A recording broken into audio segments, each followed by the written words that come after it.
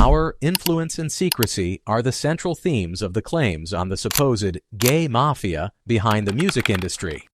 It has been widespread with rumors for many years now about a powerful group who secretly controls some big stars' careers and lives. This supposed secret group, it is said, uses pressure, tricks, and even blackmail to keep their work hidden from the public's eye. They decide who becomes a star and who is forgotten in obscurity. The rumors have grown louder, and with names as famous as Diddy in these claims, it's hard to ignore the accusations that have been growing. The term Gay Mafia does not imply that the people concerned are gay. It merely means a system where people who are said to abuse their power to gain power and control.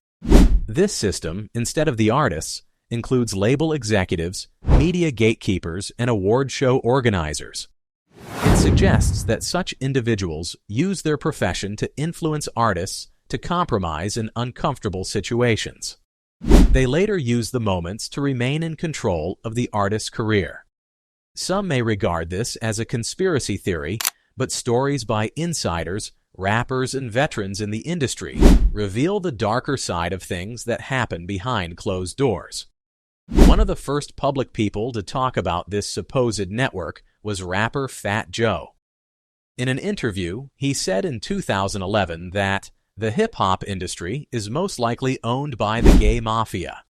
He includes leaders at radio stations and heads of major magazines within this group. People making decisions at award shows comprise this group as well, according to Joe. What initially seemed like a plea for honesty and strength, the call to accept who a person is, was by Joe. However, years later, when he looked back at what he said, he seemed unsure. This made some people think that outside pressure made him soften his words. Rapper Coolio, who is known for speaking his mind, also told alarming stories about how he faced anger after he did not give in to the demands of powerful people. Coolio said that he was approached by people who pushed him to take part in things he felt were wrong. When he said no, his life and career went down quickly. He faced arrests, threats, and claims of traps, ending in what many think was his final punishment, his early death in strange conditions. Just before he died, Coolio suggested he would talk more about the bad side of the industry, but said he was afraid for his family's safety. These are not isolated claims. A member of the Wu-Tang Clan, Inspectah Deck, also spoke of his experience. He recalled attending a party where he witnessed unsettling behavior. The party was organized by industry people and introduced him to what he referred to as questionable behavior. He left the party and vowed never to return to such parties. He later advised new artists to be cautious about the invitations they accept in Hollywood. Diddy is an extremely influential figure in the music world. He tends to find himself in these controversies. Everyone knows him as an influential and skilled person who made others successful. There are stories that hint at a more disturbing reality about how he came into success. Ex-friends, bodyguards, and other artists have spoken out about strange incidents that happened with him. The former bodyguard of Diddy, Gene Deal, once recalled how he saw Diddy and another man walk out of a hotel room naked. People then really began talking about the long-running rumors surrounding Diddy's private life. Some individuals, like rap artist The Game, have voiced their disbelief of Diddy's involvement in this alleged network. Game remembered a time when Diddy came to him very early in his career, throwing opportunities with unspoken rules. When The Game turned down the offer, he noticed a change in how people in the business treated him.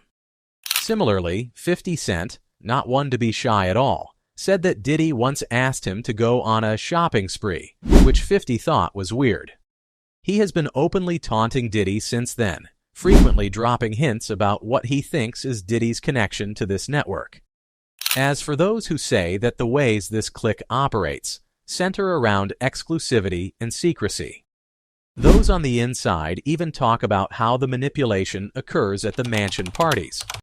These men, especially younger, less experienced artists, are apparently drawn in under false pretenses of network-building events. When they come, they may face awkward or troubling moments. Some insiders say that such moments are recorded and later used for blackmailing. Jaguar Wright says that Diddy learned these tricks from his mentors, such as Clive Davis, a powerful music figure with a long history. She implied that Diddy later used those methods to gain leverage over people. It is also commonly claimed by people that the concept of blackmail is used as a way to gain control. Even many well-informed insiders say that he does it often. Well-known comedian Cat Williams. He goes into how artistry often can be positioned to accept something that works for nobody, and how no can become an enemy. Well-known person Dave Chappelle has also spoken on the hidden costs of being famous. He said that he felt pressured to live up to some demands he deemed unfair, and ended up walking away from a $50 million deal with Comedy Central to preserve his integrity. Such accounts show a system created to exploit artists, taking advantage of their dreams and weaknesses. Sometimes the penalty for expressing oneself has been harsh as well. Kevin Hart was criticized when old tweets resurfaced, which led him to apologize publicly, and people called for him to be removed as host of the 2019 Academy Awards. Some believe that Hart was singled out because he did not fit into some of the expectations of the industry, which is further supported by how strong and long-lasting the backlash was. The supposed influence of this network reaches further than individual cases. This involves big music labels, award shows, and media outlets. Critics say that such groups keep quiet over the problems and protect the status quo while punishing the vocal people. As the list of allegations against Diddy keeps growing, from new lawsuits claiming he acted inappropriately, the world pays closer attention to systems that allow such behavior. In fact, the cost of speaking out against this supposed network is clear in the stories of those who have tried. From Coolio's sad ending to the job problems faced by brave people like Chappelle and Williams, the pattern is hard to miss. Still, the industry's reaction is careful, often ignoring these claims as false or too much. The more people start talking about the Gay Mafia, the more one naturally questions responsibility and power in the entertainment world. Are these claims showing real problems, or are they just an overblown conspiracy theory? What's clear is that these stories are similar, and there are real consequences for those who share them. These claims' effects do not end there. It speaks about hip-hop or music. They also offer a darker perspective in terms of power and its choices over creativity and expression, as if a place that does not serve such creativity or voice to the poor or silent one. As of today, it shows changes through artists being more open with their stories. Getting honest and fair remains quite difficult, however. For one thing, the music industry is actually performing well because it might attract fans by skill and shows, but what actually happens is a different thing. It's time to take a little closer look into what hurts the careers of its biggest stars, while there are more conversations about trickery, pressure, and unfair treatment. As fans, we need to demand accountability and stand behind those who dare to be honest.